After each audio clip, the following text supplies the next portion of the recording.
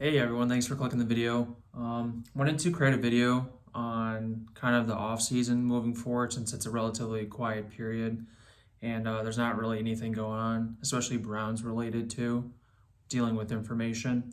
So I wanted to create a video to go over some position groups that we need to target for free agency and in the draft.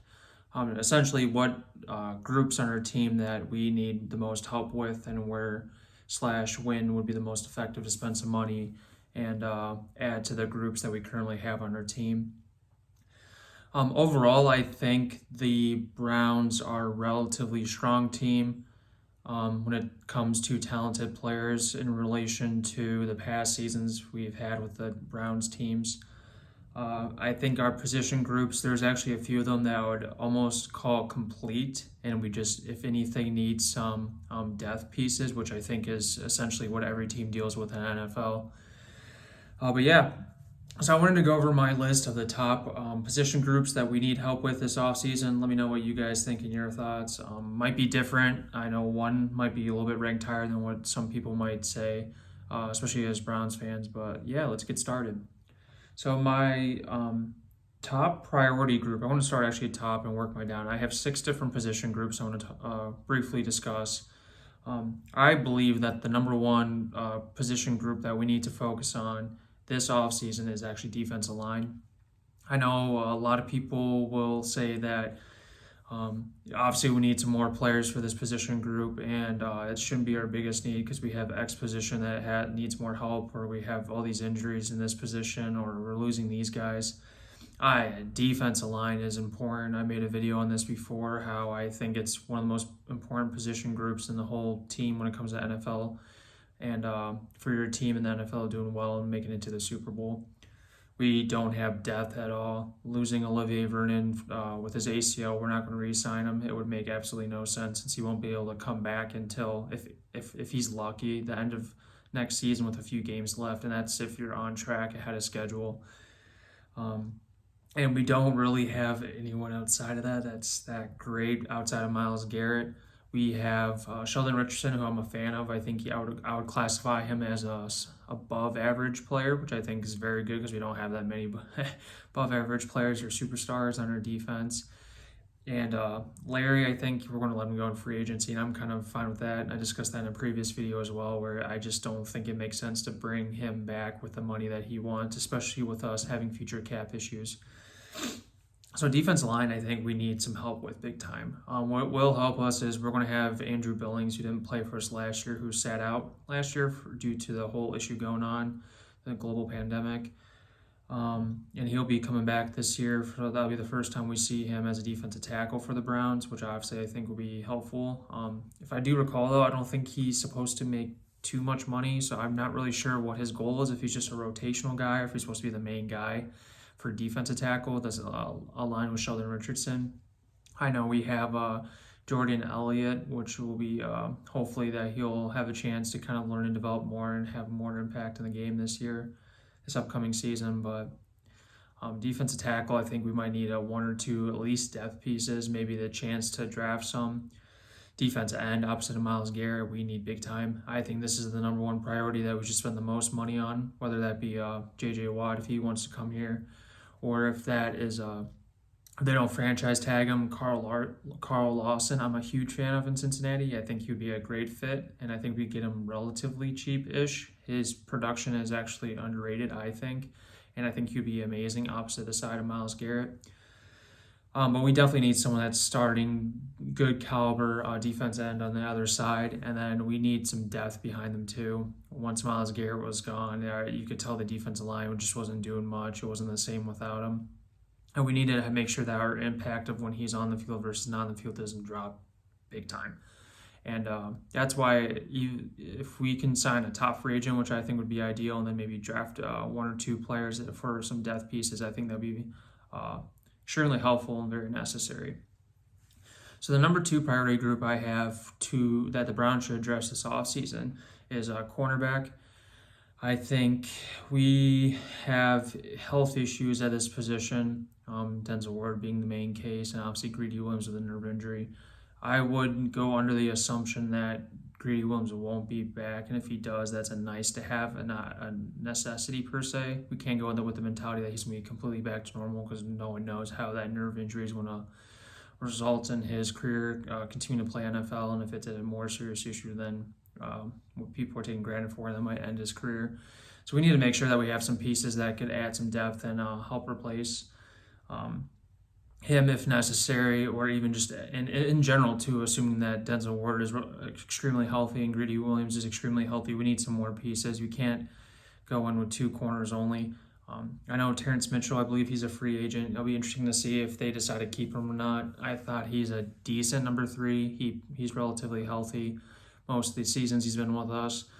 And he's played well. He hasn't done anything spectacular recently, but he hasn't been bad too. He's been good. So I guess from a number 3, number 4 corner standpoint, that's what you want. So I would be open to keeping him. I do think, however, though, this will be, if we don't draft a defensive lineman in the first round, I do think we'll be drafting a cornerback.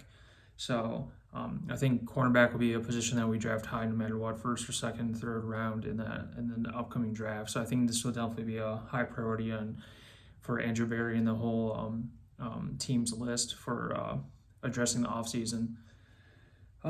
Number 3, so this is the one that I actually think that a lot of Browns fans, if you guys are watching this video, I think you might disagree with me, but hear me out on this.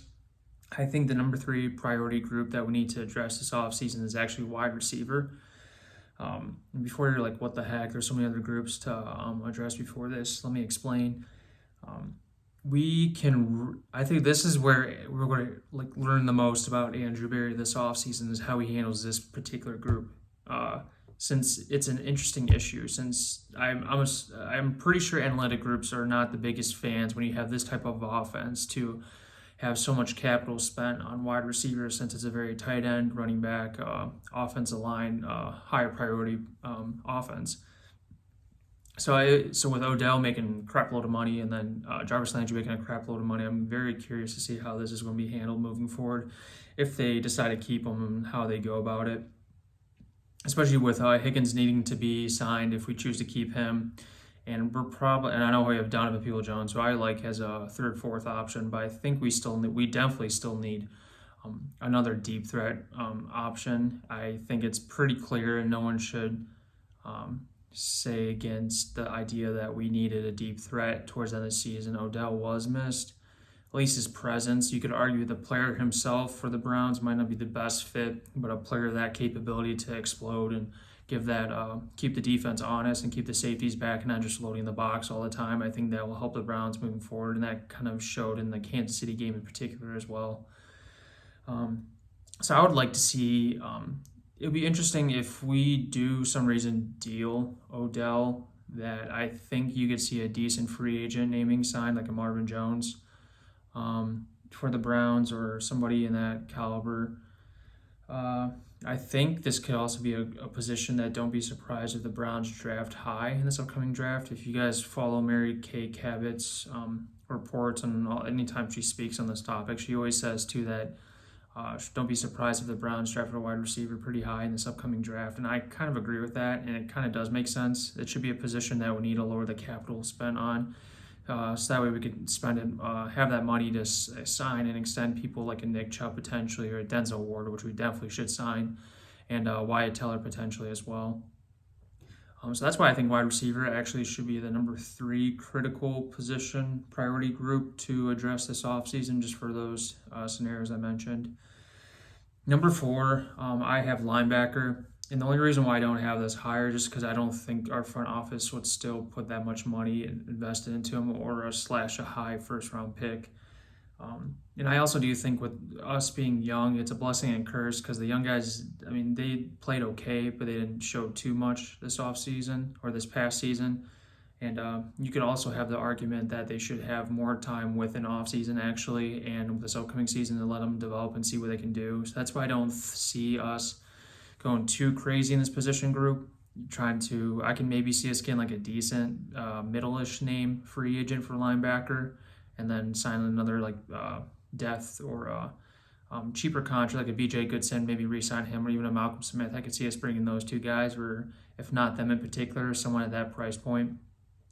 And that way we still have room for Taki and Jordan Phillip or Jacob Phillips and um, Mac Wilson as well to kind of develop a little bit more and see if they're actually worth keeping or not. In the draft too, I can maybe see us spending another third, fourth round pick, kind of like what we did in the last few drafts with linebackers. I think I could see that situation playing out. So that's why I have that number 4, even though I would say that it's pretty obvious we need upgrades currently at linebacker. Number 5, I have safety.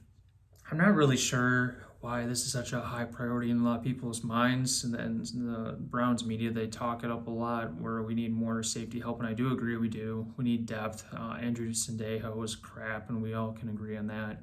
Having said that, you can't blame the guy too much just because he wasn't supposed to be the number 1, but you can't rely on him even having a good amount of snaps on the field. I thought Kevin Joseph played okay, so I wouldn't be opposed to bringing him back, but we are going under the assumption that Grant Delpit would be healthy, hopefully, with Ronnie Harrison too, who I like. That was the trade pickup Andrew Berry had during the season last year.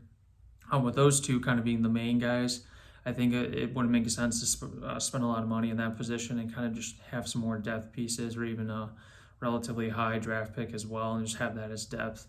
So that's why I don't think it should be too crazy of a position group to spend money on, as some people are saying. We have money currently, but we're not going to when we extend all these players that need to be extended.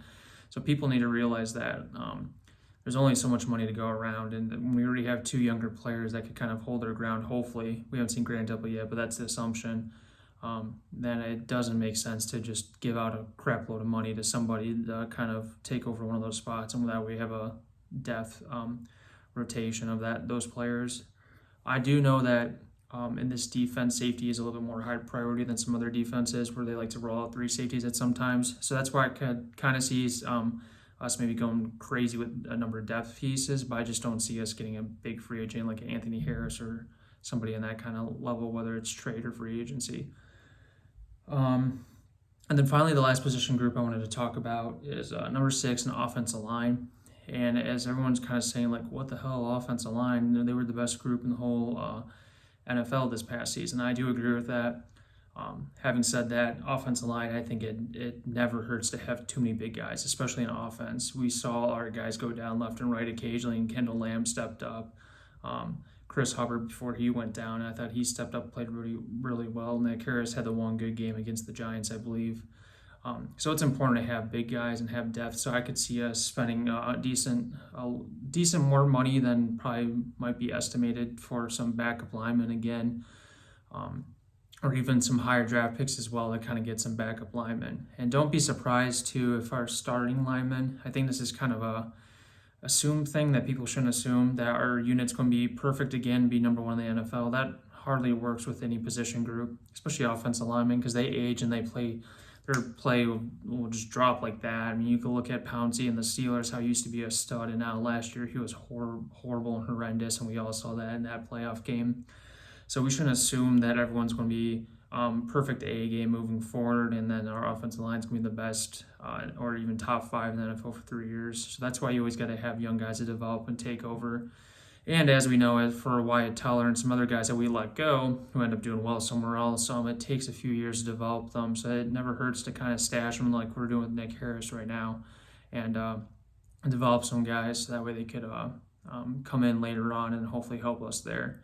And as far as the free agent standpoint, like I said, don't be surprised. I think if we dish a decent amount of money, maybe a decent amount of money to me is $4 to $8 million, because I wouldn't expect to add anything in free agency for some more additional backup help, even up to $10 million. Because I'm assuming Kendall Lamb might be a questionable if he comes back, and we definitely need another tackle with Chris Hubbard to back up our guys.